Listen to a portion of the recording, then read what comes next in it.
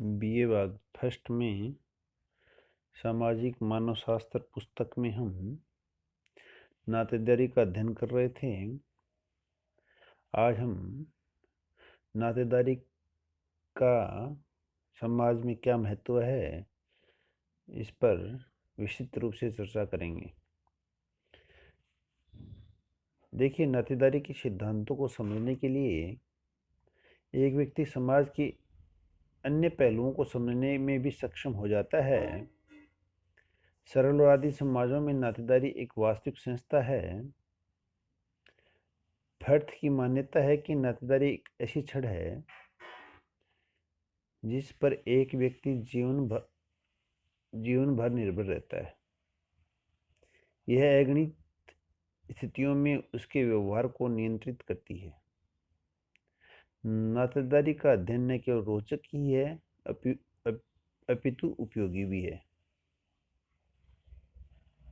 Perth की जो परिभाषा है नातेदारी के संबंध में, उन्होंने कहा है कि ये एक ऐसी छड़ है जिस पर व्यक्ति जीवन भर निर्भर रहता है।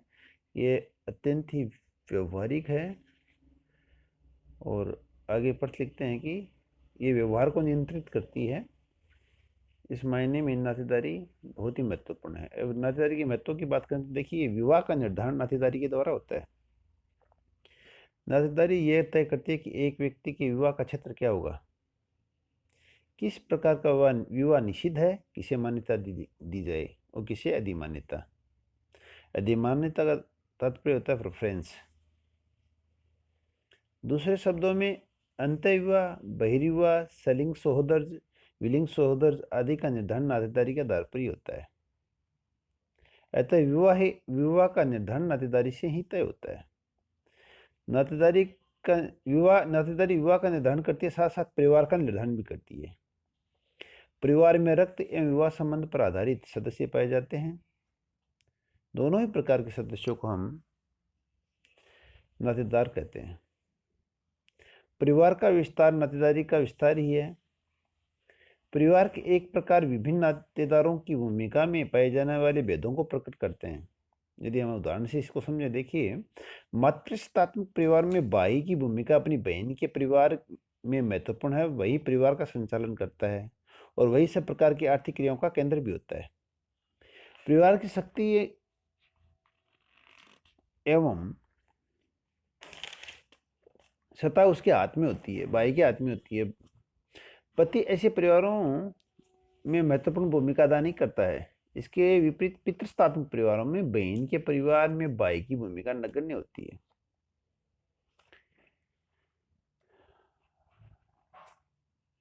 विवाह व परिवार के निर्धारण के अतिरिक्त नातेदारी वंश का निर्धारण भी करती है। कैसे, देखिए, नातेदारी वंशावली का निर्धारण करती है।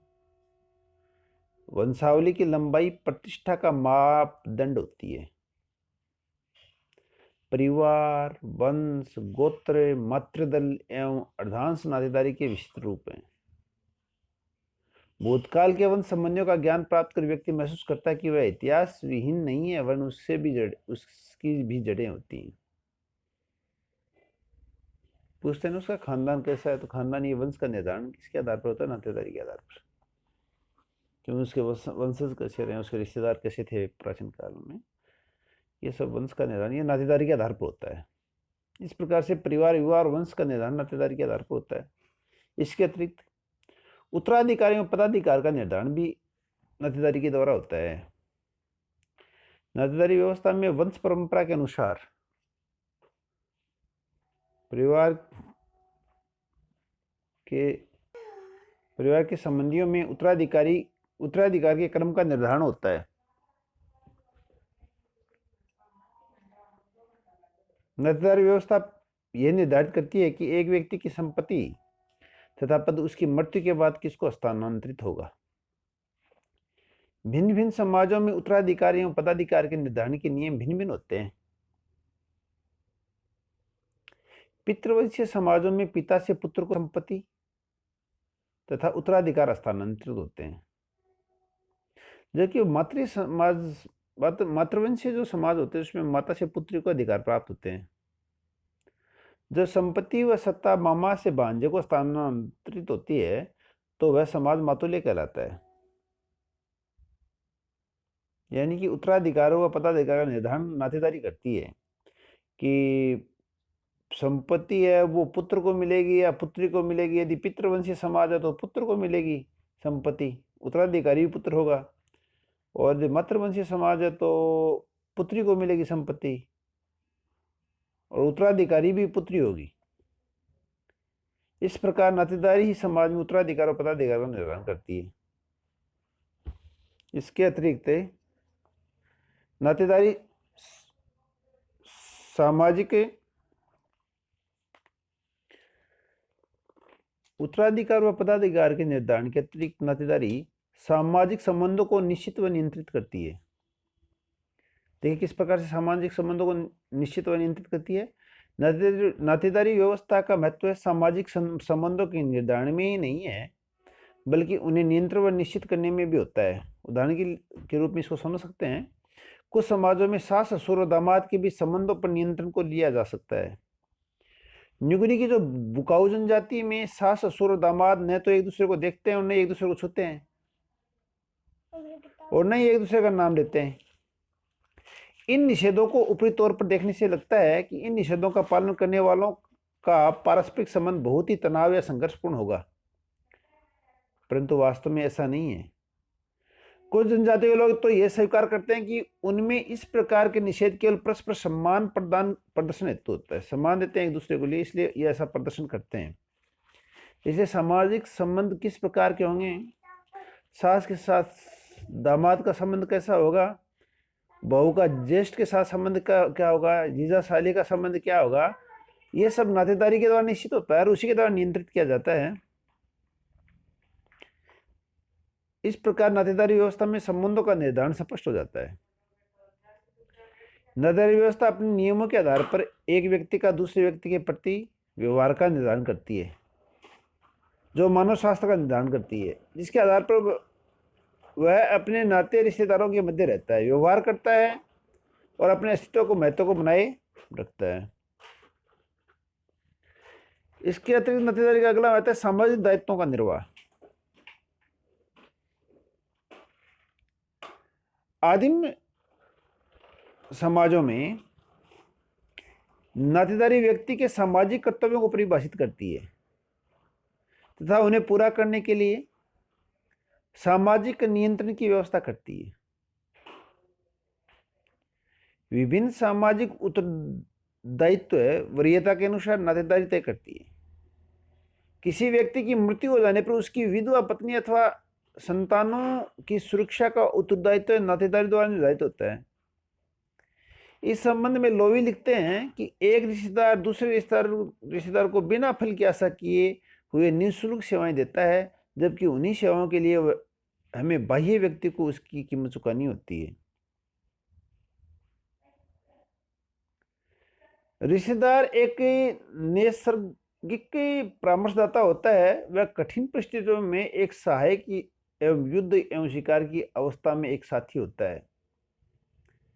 इसी प्रकार से रिश्तेदारों की औरतें मिलकर कृषि कार्य करती हैं, घरेलू कार्यों में मदद और एक दूसरे के बच्चों का पालन पोषण करती है। कहने का मतलब जब भी घर में कोई प्रकार का संकट आता है, परिवार में कोई प्रकार का संकट आता है, तो हमारे जो रिश्तेदार होते हैं वो रिश्तेदारी हमारे आगे आकर हमारी सहायता करते हैं, हेल्प करते हैं। और ये जो रिश्तेदारी है, ये जो नातेदारी है, यही इसमें महत्वपूर्ण योगदान देती है। यदि हमारे सगे चाचा हैं, जैसे मामा है, बुआ है, आदि का पुत्र दुर्दिन का मारा हमारे पास आता है, मान लो दूध दर्शाए उसकी, यदि कोई मामा का लड़का आता है हमारे पास, चाचा का लड़का आता है या बुआ का लड़का आता है जिसकी हालत बहुत आर्थिक हालत बहुत खराब है, या तो उसकी सहायता करना हमारा कर्तव्य हो जाता है। विक्टोरिया परिवार का प्रत्येक व्यक्ति एक दूसरे के प्रति निष्ठावान केवल इसलिए ही था कि वे एक ही रक्त के थे। इस आधार पर एक नातेदारी की हत्या या अपमान का बदला लेना नातेदार का कर्तव्य माना जाता है। यदि किसी नातेदार या रिश्तेदार की हत्या कर जाती है तो उसके अपमान का बदला लेते हैं लोग कि हमारे कर्तव्य कि हमारे रिश्तेदार को मारा था, हम भी उसका बदला लेंगे। एंग्लो सेक्सन लोगों में भी ये नियम प्रचलित है तथा बदला लेने की भावना फिलीपीन के इफू गांवों में भी पाई जाती है।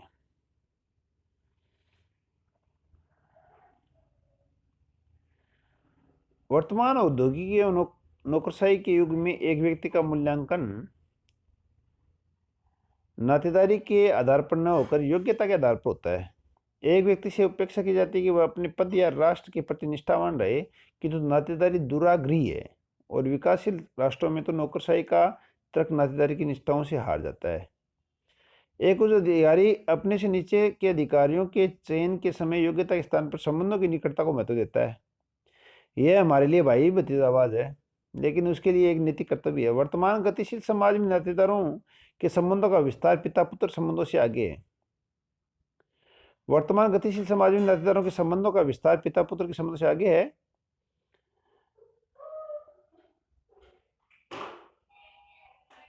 आगे महत्वपूर्ण नहीं है और इनसे भी घनिष्ठता की कमी है। फिर भी वृद्ध माता पिता को अकेले रहने देने या सुरक्षा घरों में रखने की बात ग्रामीण और आदिवासियों को चौंका देने वाली है।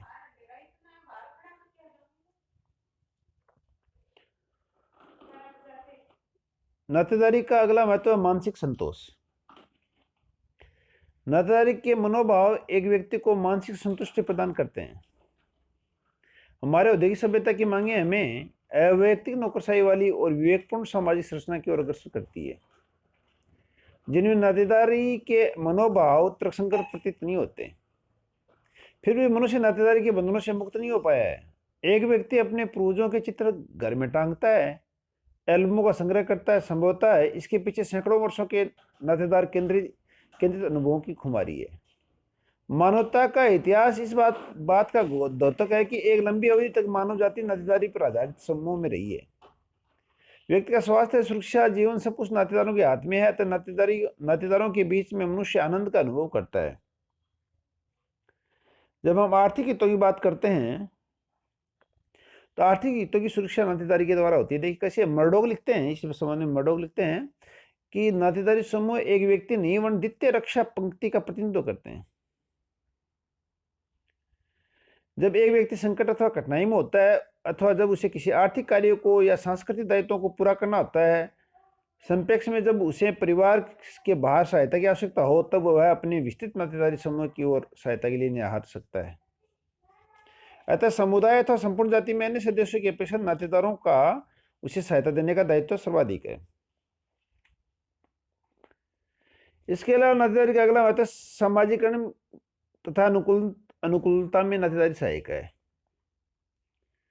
मनुष्य इस धरती पर निरीह प्राणी, शास्त्रीय प्राणी के रूप में आता है, किंतु यह नातेदारी की रीतियों, प्रथाओं, नियमों के अंतर्गत वह एक सामाजिक प्राणी बन जाता है। अतः जन्म से नातेदारी की श्रेणी में बंधा व्यक्ति अपनी संस्कृति को इस नातेदारी से सीखता है और उसी के अनुसार उसे अनुकूलन करता है। इस प्रकार नातेदारी का हमारे जीवन में महत्व है। धन्यवाद।